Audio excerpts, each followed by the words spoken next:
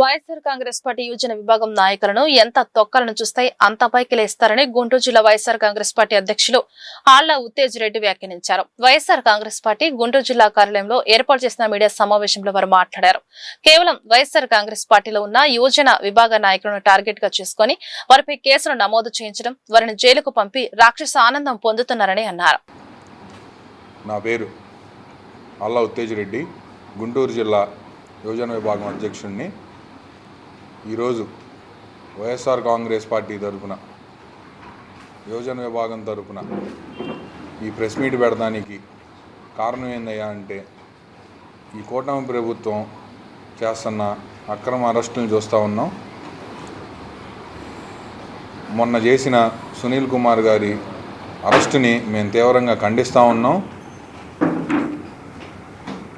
వైఎస్ఆర్ కాంగ్రెస్ పార్టీలో మొన్న చూసిన ఈ 2 ఏళ్ల వెన్నుపోటు అనే కార్యక్రమంలో పార్టీ ఎంత బలంగా ఉందనేది అందరం చూసుకున్నాం.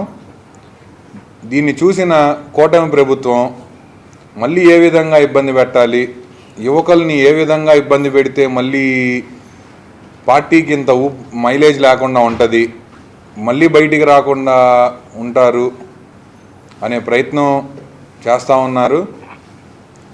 ఇటువంటి కేసులకి, అక్రమ అరెస్టులకి వైఎస్ఆర్ కాంగ్రెస్ పార్టీలో ఉన్న యువకులు భయపడేది లేదు.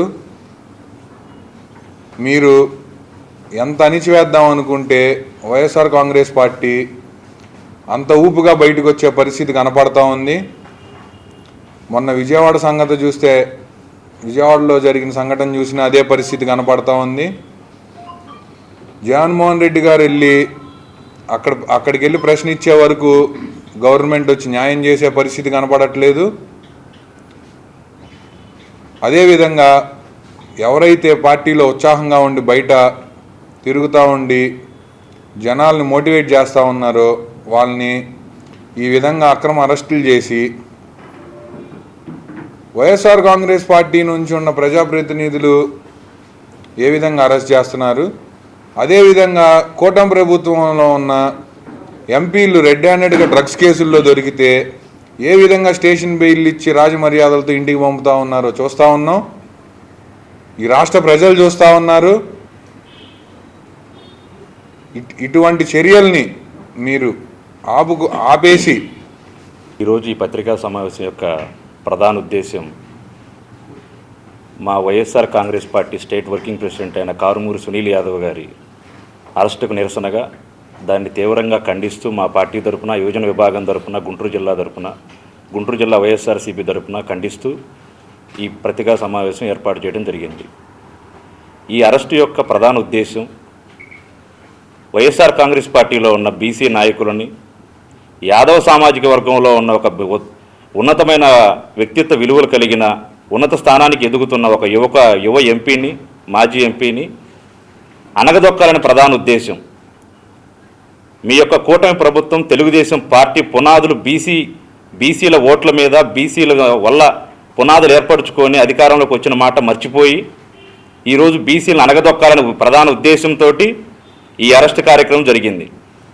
మీరు అరెస్ట్ చేయడానికి కారణం లిక్కర్ వ్యాపారం. వైఎస్ఆర్ పార్టీ గవర్నమెంట్ రన్నింగ్లో ఉన్నప్పుడు ప్రభుత్వమే లిక్కర్ వ్యాపారం నిర్వహించింది. మరి ఎక్కడ జరిగింది? అవకతవకలు జరిగాయి, అక్రమాలు జరిగాయి, అడ్డదిడ్డంగా సంపాదించారని చెప్పేసి మీరు కేసు ఫైల్ చేసి సునీల్ కుమార్ యాదవ్ గారిని అరెస్ట్ చేశారు. ఇలానే ఢిల్లీలో లిక్కర్ స్కామ్ అని చెప్పేసి టీఆర్ఎస్ పార్టీకి సంబంధించిన కవిత గారిని అరెస్ట్ చేశారు, అరవింద్ కేజ్రీవాల్ అరెస్ట్ చేశారు, మనీష్ సిసోడియాని అరెస్ట్ చేశారు. కానీ ఫైనల్గా ఏమైంది?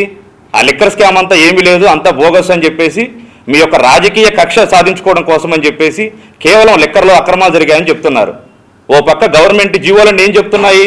అసలు లిక్కర్ వ్యాపారం అనేది డైరెక్ట్గా గవర్నమెంట్ ఏర్పాటు చేసింది, గవర్నమెంటే వ్యాపారం చేసిందని చెప్పేసి క్లియర్గా జీవో జరుగుతున్నాయి. గవర్నమెంట్ నిర్ణయాల్లో